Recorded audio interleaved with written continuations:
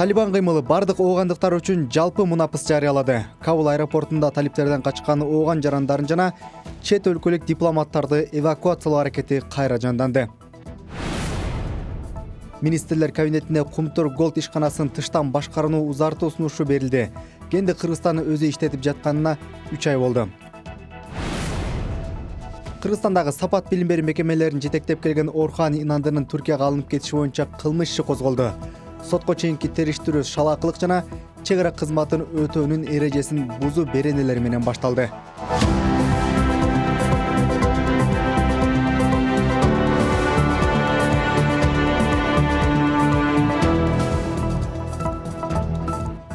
Саламатсызбы? Сиз бүгүн Азаттыкта маалымат аналитикалык программасын көрүп баштадыңыз. Алдыда ушул жана башка жергиликтүү эл аралык кабарлардан кенен айтып беребиз. Менин аты жөнүм Бакыт Төрөгелди. Талибан кыймылы бардык оогандыктар үчүн жалпы мунапыс жарыялады. Кабул аэропортунда талиптерден качкан ооган жарандарын жана чет өлкөлүк дипломаттарды эвакуациялоо аракети кайра жанданды. АКШ президенти Джо Байден талиптер Кабулду ээлегенден берки биринчи кайрылуусунда америкалык аскерлерди Ооганстандан чыгарып кетүү чечимин коргоду. Кытайдын бийлиги болсо талиптер менен байланышта экенин билдирип, бул кыймылдын Бейжин менен кызматташуу аракетин кубаттады. Толугураак Кубат Касымбековдун репортажында сөз болот. Ооган өкмөтү кулап, талиптер Кабулду ээлегенден бери дээрлик 2 күн өттү. 17 августта Ооган башкаласы салыштырмалуу тынч болду. Ошентсе да тургундардын, өзгөчө аялдардын арасында тынчсыздануу күч. Биринчиден өз өмүрүм үчүн кооптонуп турам. Бардык нерсе болуп кетиши мүмкүн. Алдын ала айта албайсың. Эл Талибан ким экенин, Ооганстанда эмне болуп жатканын билет. 16 августта 7 кишинин өлүмүнө себепчи болгон Кабул аэропортундагы башламандыктан кийин аба майданында абал оңоло баштады. Миңдеген адамдар учуу тиркесине топтолуп алгандыктан америкалык күчтөр аэропортту жабууга аргасыз болгон эле. 17 августта эртелей эвакуация кайра жанданды. Батыш өлкөлөрү Кабулдагы дипломаттарынын көбүн чыгарып кетип жатса, Кытай, Пакистан жана Орусия элчиликтерин дээрлик эвакуациялаган жок. Аэропорттогу кырдаал турукташып баратат. Ал жакта америкалык жана британ күчтөрүнүн саны көбөйтүлдү. Биздин кошумча 600 аскерибиз бар. Бул оогандыктар үчүн эле эмес, биздин эвакуация аракеттерибиз үчүн да абдан маанилүү. 15 августта президент Ашраф Гани Ооганстандан чыгып кеткенден көп өтпөй Талибан кыймылы Кабулду ээлеген. Шейшембиде талиптер ооганстандыктарга жалпы мунапыс жарыялап, өкмөттүк кызматкерлерди ишке кайтууга үндөдү жана аялдарды өкмөттүн курамына кирүүгө чакырды. Ошентсе да батыш өлкөлөрүндө талиптердин бийликке кайтышы менен Ооганстан кайрадан террорчулардын чордонуна айланбайбы деген суроо талкууланып жатат. Ооган жересиндеги кырдаалга байланыштуу АКШнын өзүндө да президент Джо Байдендин дарегине сын күчөдү. Байден 16 августта Ооганстандагы окуялар күтүлгөндөн тез өнүккөнүн айтып, америкалык аскерлерди бул өлкөдөн чыгарып кетүү тууралуу чечимди коргоду. Эр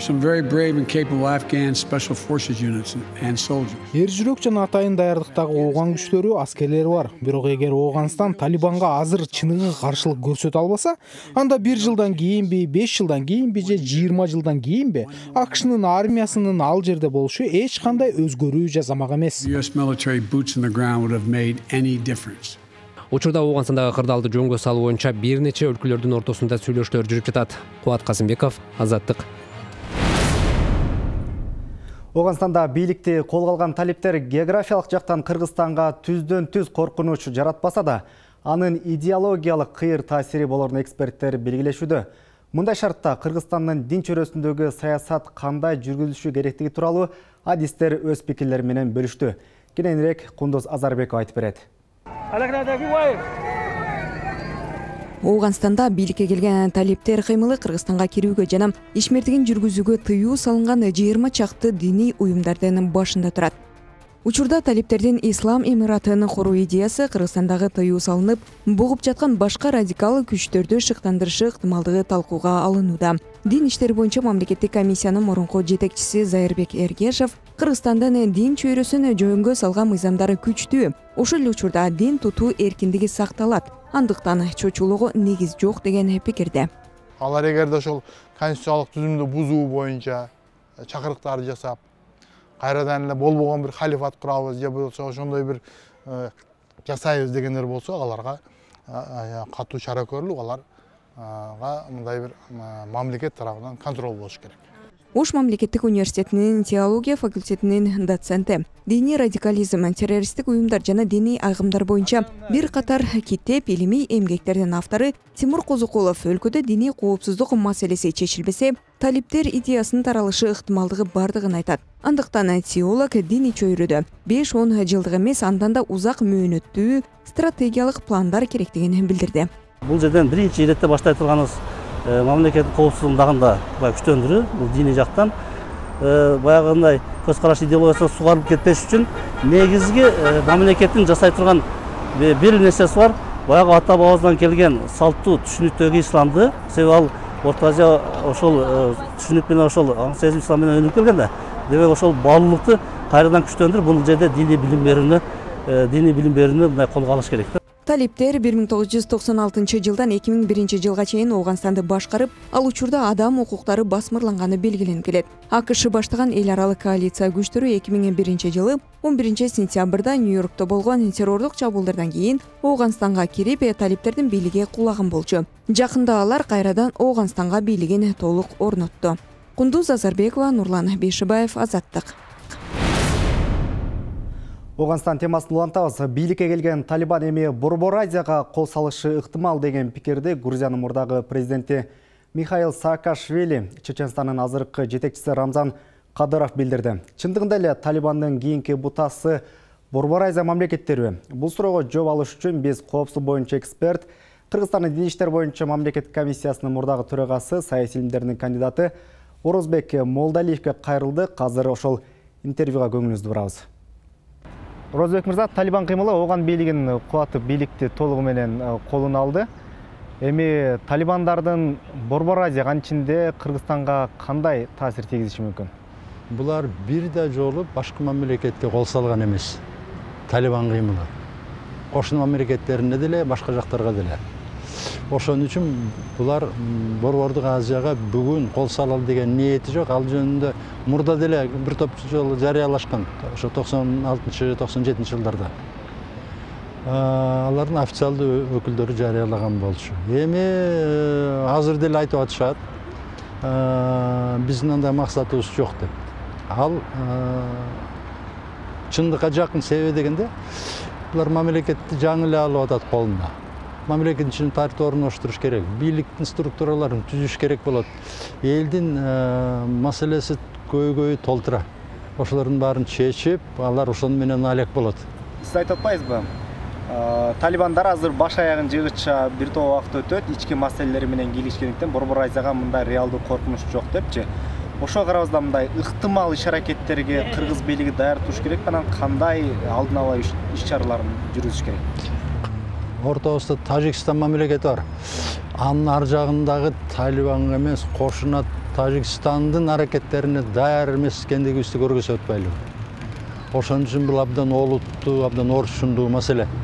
Биздин ошол 99-жылы, 2000-жылы Өзбекстан ислам кыймылы кол салганда да биздин даяр эмес экендигибиз айкын билинип калган. Эми идеологиялык жактан эми Талибан кыймылы мындан ары кандай иш-аракеттер жүргүзүшү мүмкүн, анан ага даяр туруш керекпи Борбор Азия мамлекеттери ичинде Кыргызстан? Идеологиялык жактан алганда бул ислам мамлекетин куралы, халифат куралы деген идеяны разделять эткен адамдар биздин өзүбүздүн мамлекетибиздин ичинде деле бар. Светтик деген конституцияны алып салгыла деп былтыркы күзүндө конституцияга өзгөртүү киргизип аткан кезде, жаңы конституцияга кабыл алып аткан кезде сунуш кылгандарды билесиңер. Биз мусулман мамлекетин курабыз деген топтор чогула калып сүйлөшкөнүн баарыңар эле мына журналисттер жарыя кылып айтып бергенсиңер. Ал идея менен жашагандар бар бизде. Аларды чогултуп, аларга баш көз болуп берели деп эмиссарлар келип колго түшүп кармалгандары бар. Канчалары кармалбай акырын даярданып атат. Эми муну бир Кудай билбесе, анан бир ГКМ билбесе, аны ачыш кыйын. Себеби дегенде азыр мына ал сөзсүз эле бирөө келгендин кажети деле жок. Азыркы информациялык технологиялардын убагында эле сүйлөшүп эле, макулдашып эле, инструкцияларды жиберип эле иштин көбүн бүтүрүп койсо болот. Ошон үчүн бул жагынан биз өтө этият болушубуз керек. Чарапат. Кумтөр Голд ишканасынын тыштан башкаруу узартылат. Бул тууралуу компаниянын тышкы башкаруучусу Тенгиз Бөлтүрк айтты. Анын сөзүнө караганда тышкы башкарууну узартуу жөнүндө министрлер кабинетине сунуш берилди. Кыргыз тарап жогорку кеңештин чечими менен май айында Кумтор Голд ишканасына тыштан башкаруу киргизген. Зарыл болсо ал дагы узартылары кабарланган. Мындан башка да кабарлардын кыскача топтом менен таанышып алыңыз. Кыргызстандын тышкы иштер министрлиги Ооганстандагы туруксуз абалдан улам 9 кыргызстандык эвакуацияланганын маалымдады. Ушул тапта башка жарандарды алып келүү боюнча иштер жүрүп жатканы, алар коопсуз жайда экени кабарланды. Кыргыз жарандарын Кабулдагы Кыргызстандын дипломатиялык мекемесинин имаратына алып келүү аракети көрүлүүдө. Кыргызстандагы Сапат билим берүү мекемелерин жетектеп келген Орхан Инандынын Түркияга алынып кетиши боюнча кылмыш иши козголду. Маалыматка ылайык, сотко чейинки териштирүү шалаакылык жана чек ара кызматын өтөөнүн эрежесин бузуу беренелери менен башталды. Бишкекте иштеп, Кыргызстандын жарандыгын алган теги түркиялык Орхан Инанды 1-июнга караган түнү уурдалып, Түркияга чыгарылып кеткени белгилүү болгон. Мегаком бренди менен белгилүү болуп келаткан Альфа Телеком мамлекеттик компаниясын сатуу үчүн атайын комиссия түзүлөт.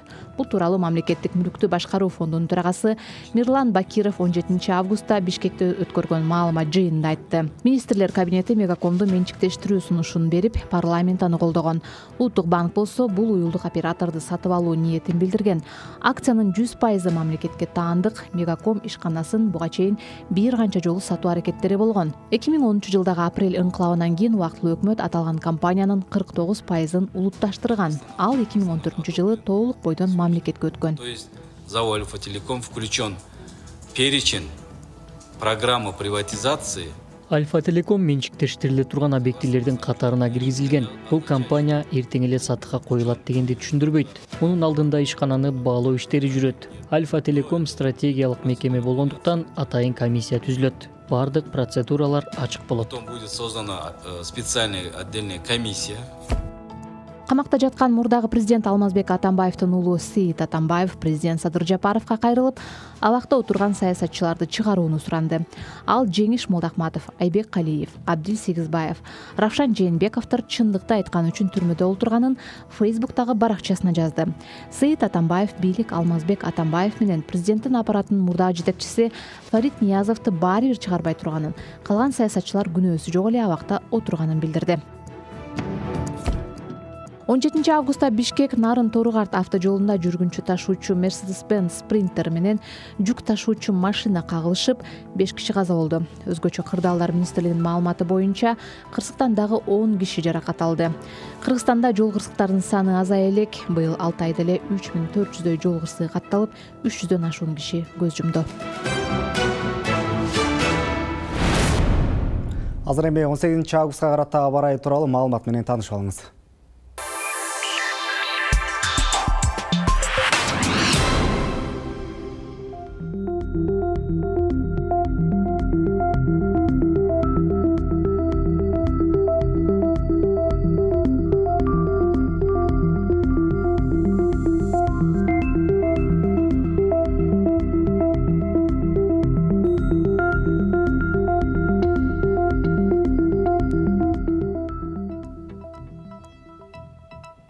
Кадырман көрөрман, макала баяндардын толук топтом менен Азаттык Чек.Тор сайтынан жана биздин социал тармактарда баракчаларыбыздан таанышып турууну да эсиңизден чыгарбаңыз.